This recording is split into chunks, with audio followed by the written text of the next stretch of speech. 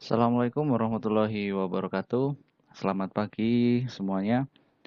Untuk mata pelajaran Administrasi Sistem Jaringan, hari ini kita akan membahas bagaimana cara mengkonfigurasi kontrol panel hosting.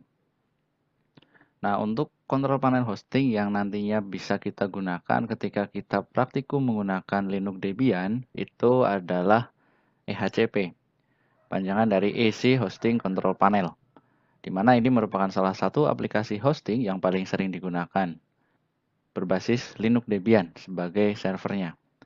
Untuk menginstal salah satu kontrol panel hosting pada server Linux itu memerlukan syarat yang harus diinstalkan di komputer, yaitu ada yang namanya LAM server.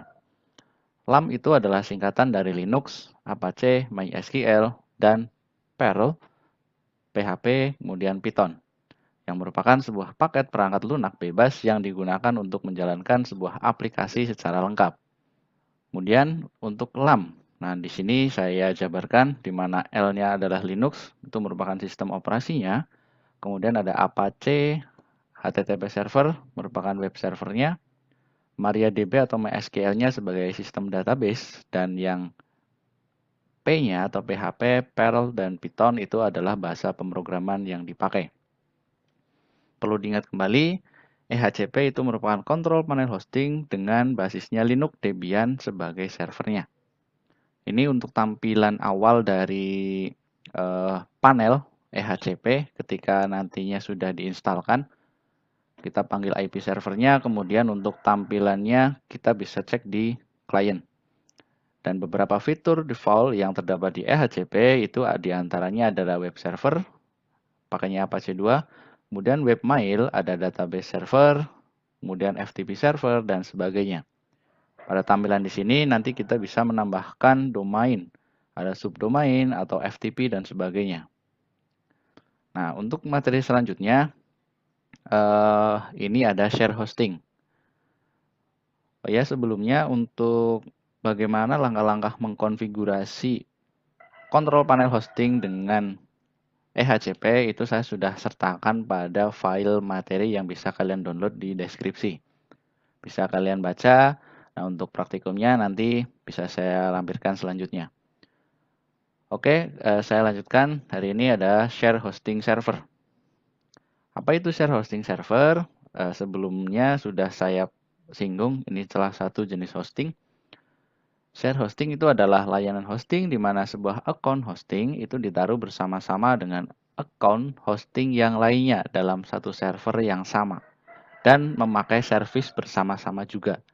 Jadi ada satu server yang digunakan secara bersama-sama oleh beberapa hosting yang dimiliki oleh setiap orang. Jadi makainya bersama-sama. Nah, ini layanan share hosting ini dipilih sama user web itu dengan ciri khasnya itu hostingnya lebih murah. Namun, spesifikasi server yang bagus juga. Di mana share hosting itu biasanya menggunakan sistem kontrol panel berbasis web. Ada cPanel, Direct Admin, ada Flash, dan sebagainya. Itu adalah share hosting. Nah, kemudian di sini kelebihan dari share hosting sendiri, dari segi biaya itu cukup murah. Ada yang gratis juga ya. Kemudian lebih mudah digunakan bagi pemula. Itu kita tidak perlu harus menguasai bahasa pemrograman menggunakan coding itu. Ada kontrol panelnya mudah digunakan, pre-configure server, kemudian menyediakan support yang siap membantu kita ketika kesulitan selama 24 jam. Jadi siap setiap saat. Maintenance dan administrasi server itu dilakukan oleh penyedia hostingnya. Jadi kita tidak perlu melakukan maintenance. Backup itu nggak perlu. Apabila ada permasalahan pada server, maka penyedia server itu akan memperbaiki permasalahan tersebut. Jadi kita tinggal pakai, jadi nggak perlu repot-repot harus ke servernya memperbaiki, itu nggak. Karena kita menggunakan share hosting server. Dari kelebihan pasti juga ada kekurangan. Untuk kekurangan share hosting server itu sedikit atau mungkin sama sekali itu kita tidak bisa mengontrol konfigurasi servernya. Karena itu kita dibatasi. Penggunaan share hosting memiliki akses yang sangat terbatas pada server dan hanya dapat mengakses serta mengelola filenya sendiri. Jadi yang dikelola itu file kita sendiri, file servernya itu kita tidak bisa mengaksesnya. Untuk seluruh setting batasan, itu sudah ditentukan oleh pengelola server. Nah, ketika ada pelanggaran pada ketentuan, pengelola server dapat mengakibatkan penahanan hingga penghapusan akun hosting. Jadi ketika nanti kita melanggar menggunakan share hosting, hosting kita pasti akan dicabut atau bahkan hilang, dihapus. Kemudian yang paling utama, apabila trafficnya tinggi di website pengguna lain, maka hal tersebut akan mempengaruhi kinerja situs pengguna lainnya. Karena di sini share hosting itu digunakan bersama-sama, satu server dipakai barengan. Jadi misalkan ada satu pengguna kok menggunakan website itu terlalu berat, banyak sekali fitur-fitur yang dimasukkan di web tersebut, nanti akan berefek kepada pengguna hosting yang lainnya, akan menjadi lambat webnya. Padahal walaupun webnya si pengguna yang lain itu sudah ringan, ketika dibuka itu langsung buka tanpa perlu loading lama. Nah, itu kekurangan dari share hosting. Kemudian untuk contoh share hosting yang nantinya bisa kita gunakan pada server Debian itu ada IMSCP, Internet Multi-Server Control Panel.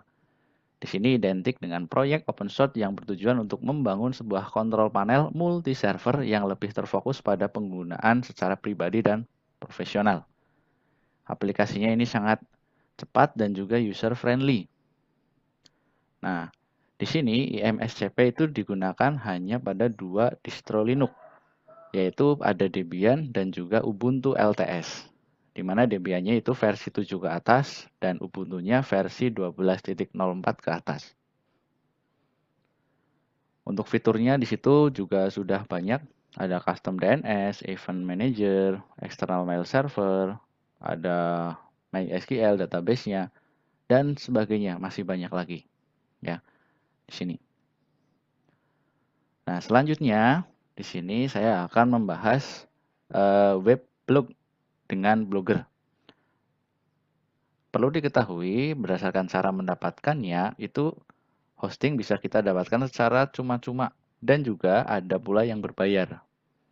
Nah, misalkan pada hosting dengan di situs www.wix.com itu kita ditawarkan untuk memilih hosting gratis. Namun, domain yang didapatkan itu juga mengikutkan nama wix.com-nya. Karena kita gratis, jadi misalkan nanti kita membuat aschkt2.com, karena kita gratis menggunakan situs wix.com, maka domainnya bukan aschkt2.com, tapi .wix.com. Sama juga ketika kita membuat blog atau web menggunakan WordPress ataupun Blogger. Nanti ya di belakangnya domainnya adalah .wordpress.com atau .blogspot.com. Ada juga Weebly, ada juga blog detik. Nah, kenapa saya menggunakan Blogger? Ini nanti untuk pembuatannya juga sangat mudah, walaupun nantinya ada yang pakai WordPress. Cuma WordPress di situ kesininya itu harus berbayar. Fitur-fiturnya ketika mau upgrade atau update supaya lebih bagus itu harus bayar.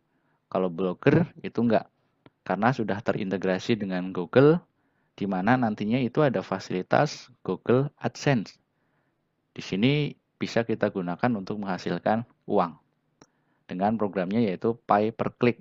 Ada iklan dari Google, ketika orang lain mengunjungi website kita kemudian mengeklik iklan itu, per kliknya nanti dibayar oleh Google dengan syarat dan ketentuan yang berlaku. Nah, untuk langkah-langkah membuat webnya, itu saya sudah lampirkan pada file materi yang ada di deskripsi video ini. Silahkan kalian download dulu.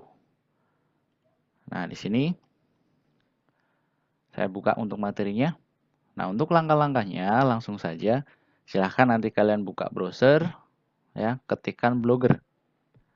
Nah, selanjutnya kalian pilih yang buat blog yang unik. Kenapa? Supaya di situ bahasanya bahasa Indonesia, bukan bahasa Inggris. Setelah diklik, ya, nanti akan muncul tampilan ini. Tampilannya saya kecilkan atau di crop. Silahkan kalian klik buat blog. Nah, nanti kalau sudah diklik, akan muncul tampilan akun Google. Kalian wajib login menggunakan akun Google. Kenapa? Karena Blogger itu juga merupakan anak usaha dari Google.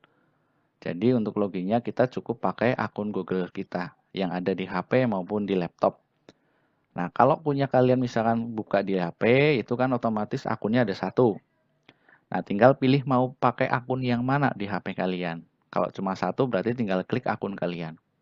Nah, kalau misalkan akunnya tersedia lebih dari satu yang login, misalnya seperti saya ini ada dua. Nah, saya tinggal pilih mau pakai akun yang mana. Nah, saya pilihnya yang ASJ HKT2 ini.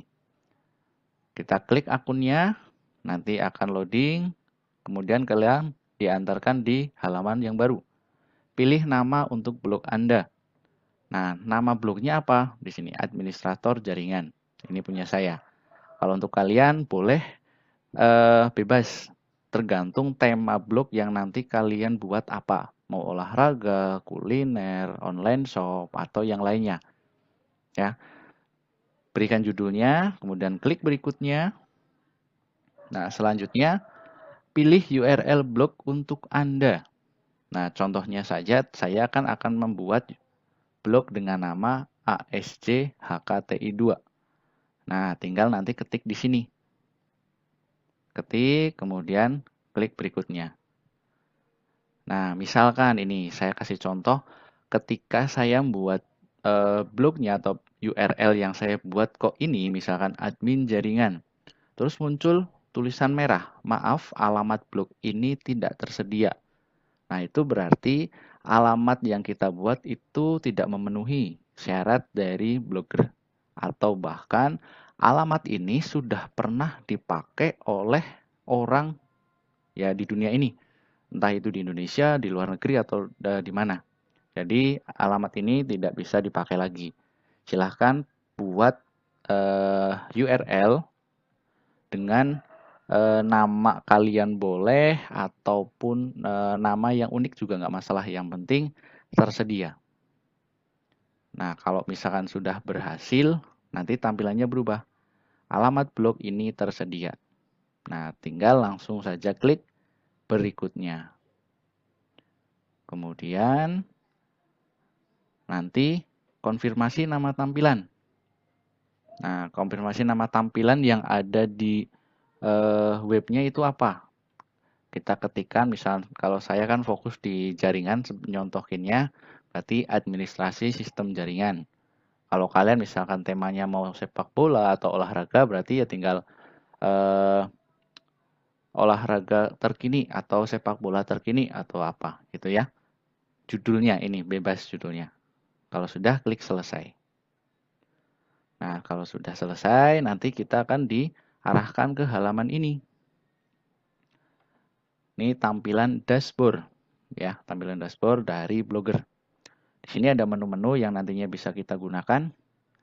Kemudian ini nanti kalau misal mengganggu, karena ini notifikasi, di close saja. Ada postingan baru, nanti kalian saya tugaskan untuk membuat postingan terbaru, isinya sesuai dengan tema blog yang kalian buat. Misalkan olahraga bebas, yang nggak perlu banyak-banyak, mau tambahkan gambar boleh, tulisan juga boleh. Selanjutnya ada statistik, berarti menampilkan statistik dari web kita, komentarnya ada apa saja, kemudian ini penghasilan. Itu kalau kita webnya atau blognya sudah didaftarkan Google AdSense. Nah, tata caranya bisa nanti kalian browsing sendiri ya. Ada halaman, tata letak, ini mengatur tema tata letaknya mau seperti apa. Kemudian ada tema, nanti bisa kalian ganti tema yang standarnya yang disediakan oleh Blogger. Ada setelan, berarti pengaturan ya. Bisa kalian explore. Nah, ketika kalian ingin melihat halaman blog yang sudah kalian buat, kalian tinggal scroll ke bawah di situ, kalian tinggal klik lihat blognya. Nanti akan diantarkan ke tab baru pada browser, masuknya ke sini. Ini sebagai contoh, tampilan awalnya di sini seperti ini, Kemudian ini alamat blognya yang tadi sudah dibuat. Oke ya. Selanjutnya, misalkan kalian mau coba ganti temanya atau pakai itu juga nggak apa-apa. Atau misalkan kamu ganti tema, kalian diklik di tema. Nanti kalian pilih tema yang sesuai. Kemudian ada 3 pilihan. Pratinjau berarti langsung bisa dilihat dulu sebelum diterapkan. Disesuaikan berarti diatur-atur dulu. Atau bahkan langsung klik terapkan. Atau langsung pakai saja. Nggak perlu kita tinjau, nggak perlu kita sesuaikan. Klik terapkan. Nanti akan muncul halaman baru. Atau bahkan kita coba refresh blog kita di mana tadi temanya pakai yang default, nah sekarang sudah diganti. Tampilnya seperti ini, berubah. Nah, untuk tugasnya, silahkan nanti kamu buat postingan baru. Diklik postingan baru, kasih judul di sini, kemudian silahkan kamu isi postingannya sesuai dengan tema blog kalian. Judulnya apa, misalkan olahraga. Nah, di sini berita olahraga, kopas saja nggak masalah. Dari berita di internet. Yang penting bisa memposting. Ini cetak tebal, cetak miring, garis bawah, warna di situ ya, tinggal dieksplor. Mau nambahkan gambar berarti pakai ini. Nah, ini di sini ini menambahkan video, ini emoticon. Ini perataan paragrafnya. Kalau sudah selesai, kalian klik publikasikan atau bahasa Inggrisnya ya publish gitu. Kalau sudah diklik, kalian klik konfirmasi. Nah, selanjutnya akan kembali ke halaman ini.